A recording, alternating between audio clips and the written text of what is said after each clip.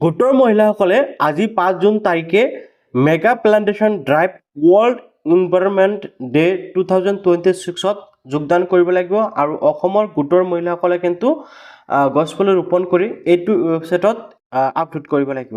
গতিকে আপোনালোকে ইয়াতে কেনেকৈ ৰেজিষ্ট্ৰেশ্যন কৰিব সেইটো বিষয়ে মই এই ভিডিঅ'টোৰ জৰিয়তে আপোনালোকক জনাই দিম। গতিকে ভিডিঅ'টো কিন্তু আপোনালোকৰ বাবে অতিকৈ গুৰুত্বপূৰ্ণ যদি আপোনালোকে গোটৰ মহিলা হয়।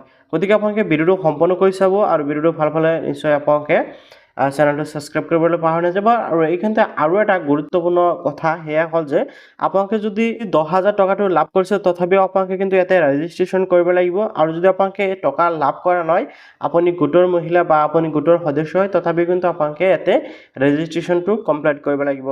তো কেনেকৈ ৰেজিষ্ট্ৰেশ্যনটো কমপ্লিট কৰিব তাৰ বাবে মই ভিডিঅ'টোৰ ডিছক্ৰিপশ্যনৰ লিংক আপোনালোকৰ বাবে দি দিম। আপোনালোকে সেই লিংকৰ পৰা গৈ ৰেজিষ্ট্ৰেশ্যন কৰিব পাৰিব। বাট এই ৱেবছাইটে কিন্তু আজিৰ দিনটোত খুবেই প্ৰব্লেম দি আছে। তাৰ কাৰণ হ'ল আজি কিন্তু বহুত মানুহে একেলগে কামটো কৰি আছে, যাৰ বাবে প্ৰব্লেম দি আছে। যে নহওক এতিয়া চাওক, ৰেজিষ্ট্ৰেশ্যন কৰাৰ বাবে আপোনালোকে চাওক, প্ৰথমতে দেখিবলৈ গৈছে ইনস্পায়াৰ্ড বাই নেচাৰ, অৰ্থাৎ নেচাৰৰ পৰা ইনস্পায়াৰ বুলি কোৱা হৈছে। তাৰপিছত ইয়াতে দেখিবলৈ গৈছে ASRLM mobiles over 25 lakh plus কিন্তু সেলফ হেল্প গ্ৰুপে বা মেম্বাৰে কিন্তু ইয়াতে ৰেজিষ্ট্ৰেশ্যন কৰিব।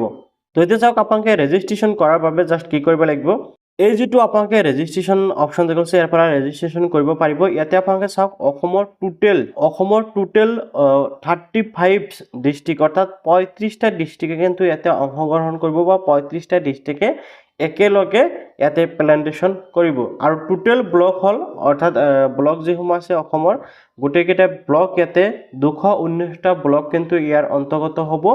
লগতে 35 লাখ প্লাছ সেলফ হেল্প গ্ৰুপত গোটৰ মহিলাসকলে কিন্তু ইয়াতে এই প্লান্টেশ্যনটো কৰিব বা 35 লাখ প্লাছ মহিলা কিন্তু ইয়াতে সংযুক্ত হৈ আছে। আৰু টোটেল গছপুলি ৰোপণৰ যিটো লক্ষ্য সেয়া কিন্তু 1 কোটি প্লাছ, অৰ্থাৎ 100 লাখ প্লাছ মানে 1 কোটি প্লাছ কিন্তু ইয়াতে টাৰ্গেট হ'ল যে গছপুলি প্লান্টেশ্যন কৰিব বা গছপুলি ইয়াতে ৰোপণ কৰা হ'ব।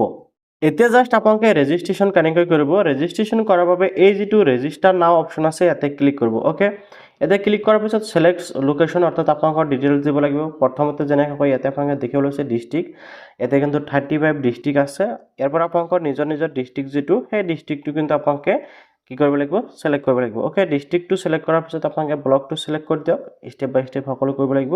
দেন আপোনালোকৰ গাঁও পঞ্চায়ত বা আপোনালোকৰ গ্ৰাম পঞ্চায়তটো ইয়াৰ পৰা বিচাৰি ওলাব, এণ্ড আপোনালোকে সেলেক্ট কৰিব লাগিব। অ'কে, তাৰপিছত ইয়াৰ পৰা কিন্তু আপোনালোকৰ ভিলেজ নেম, অৰ্থাৎ আপোনালোকৰ গাঁৱৰ নামটো আপোনালোকে সেলেক্ট কৰিব, দেন কণ্টিনিউ অপশ্যনত ক্লিক কৰিব।